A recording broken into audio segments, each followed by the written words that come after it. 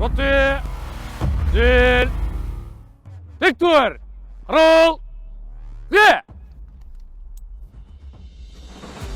Әлемдегі тұрақсыз геосаяси жағдаймен орын алып жатқан сын-қатерлерді ескерсек, қақтығыстар мен шиеленістердің шешімін табуға септігін тигізетін бітімгершілік қызмет.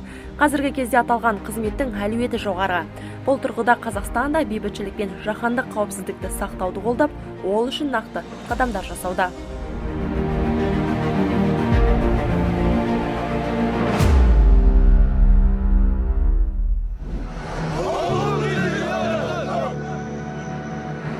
Алдымен тарихқа шолу жасап өтейік. 2000 жыл ел президентінің жарлығымен Қазақстанның бітімгершілік батальоны құрылды. Жеке құрам Қазбат деп аталды. 2003 жылдың тамыз айында Қазбат инженерлік саперлік жасағы коалицияның тұрақтандыру күштері құрамында Иракқа жіберілді.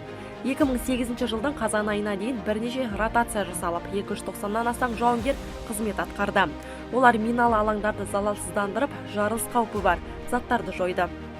2007 жыл қазақстандық офицерлер Біріккен ұлттар ұйымының атынан Непалдағы бейбітшілік процесінің қауіпсіздігін қамтамасыз ету үшін бітімгершілік миссияға аттанды. 2 жыл көлемінде елімізден барған офицерлер барлаушы ретінде міндеттерін орындады. Кейін Кот-д'Ивуар және Батыс Сахарадағы бейбітшілікті қолдау жөніндегі Біріккен ұлттар ұйымының миссияларына әскери бақылаушылар ретінде қатысты. 2018 жыл Қазақстан мен Үндістан арасындағы қол қойылған меморандумға сәйкес Қазақстандық бітімгерлер ротасы Біріккен ұлттар ұйымының Ливандағы миссиясына алғаш рет қатысты. Ливандағы Біріккен ұлттар ұйымы уақытша күштер миссиясында қазақстандық бітімгерлер Израильмен шекарада жергілікті жерді патрульдеу, бақылау бекеттерін ұйымдастыру, оқ атпауды бақылау міндеттерін атқарды. Бүгінде Батыс Сахарада 6 қазақстандық офицер, Орталық Африка Республикасы мен Конго Демократиялық Республикасында 4 офицер, Ливанда 9 әскери қызметші Біріккен ұлттар миссияларында қызмет етеді. Енді міне Қазақстан алғаш рет дербес ұлттық бітімгершілік контингентін бітімгерлік миссияға жібермек. Жыл басында парламент Қазақстанның жалпы саны 430 жауынгерден аспайтын бітімгер әскерін Таяу Шығыс және Африкадағы бітімгершілік миссияға жіберуді мақұлдаған болатын. Бітімгершілік қызметті қолдау, жанжалды реттеу әлемдік қоғамдастық назарында екенін атап өткен жөн. Контингентті миссияға жіберу халықаралық қауіпсіздікті нығайтуға айтарлықтай үлес қосып, Қазақстанның жаһандық аренадағы рөлін арттыруға ықпал етеді. Қасым-Жомарт Тоқаев. Наурыз айында құрамында 139 әскери қызметшісі бар ұлттық бітімгершілік контингенті Біріккен ұлттар ұйымының Голланд биіктіктеріндегі бөлінуді бақылау жөніндегі күштер миссиясына аттанады. Голланд биіктігі бұл стратегиялық және саяси маңызы бар Таяу Шығыстағы даулы аймақ.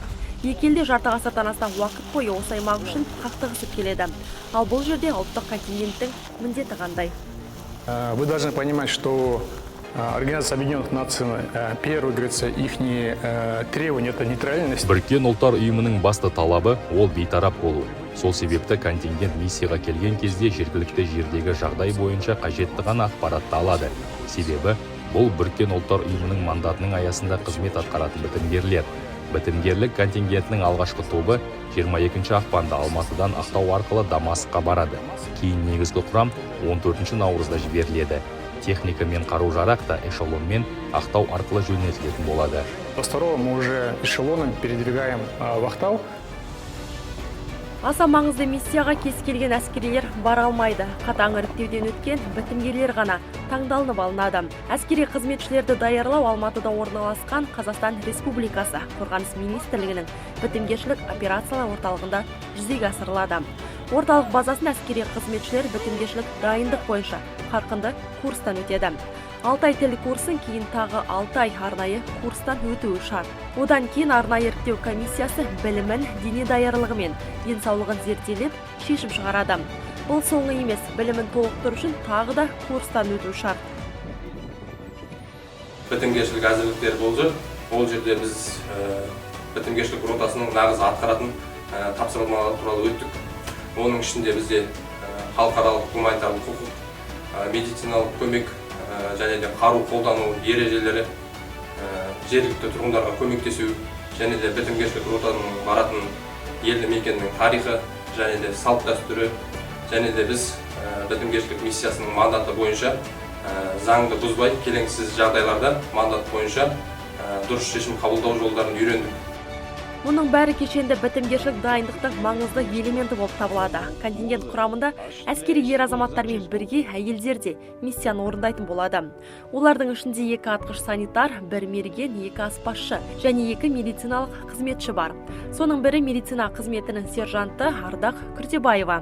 Наурыз айында Голланд биіктіктеріне аттанады. Осы уақытқа дейін Ардақ Пәкістан елінде тіл үйренуде білімін шыңдап, арнайы тәжірибеде жинаған.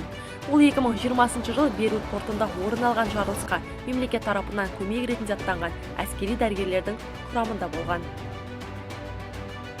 Әрине басында қиын болды, бірақ та нұсқаушылардың тәжірибесінің арқасында және де командалық ұжымның жұмысы арқасында біз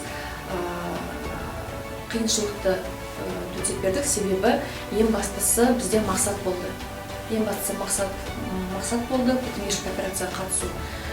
Сондықтан біз ер адамдармен бірге бір деңгейде 6 ай көлемінде барлық тактикалық дайындықты біз бір дәрежеде өттік. Біріккен ұлттар ұйымының негізгі талабы әр контингент өзінің қару-жарағы мен жеке техникасымен бару керек. Бұл тұрғыда біздің контингент Біріккен ұлттар ұйымының стандартына сәйкес келетін қару-жарақ пен әскери техниканың заманауи үлгілерімен жабдықталған. Бітімгерлер мен техниканы жеткізу біздің миссиямыз, ал бітімгерлерді елге кері қайтару Біріккен ұлттар ұйымының есебінен жүзеге асырылатын болады. Ол үшін тараптардың міндеттемелерін, сондай-ақ контингенттің миссияға қатысуын, қаржылық және материалдық техникалық қамтамасыз ету мәселелерін айқындайтын Біріккен ұлттар ұйымымен халықаралық шарт жасалды. Әлеуметтік қамтамасыз етуіне келсек, бітімгерлердің жалақысы да Біріккен ұлттар ұйымы төлейді. Ол ай сайын шамамен $1,5 мың. Сонымен қатар ай сайынғы ақшалай үлес 3 жалақыға тең. Подразделение, контингент полностью сама себя обеспечивает. Полностью. За исключением питания и ГСМ. Это централизованно ООН. Бітімгерлерді миссияға жіберу 3 кезеңде жүзеге асырылады. Контингентті тамақ және жанар-жағармаймен қамтамасыз ету Біріккен ұлттар ұйымымен бірлесіп жүргізіледі. Қалғанын біз қаржыландырамыз.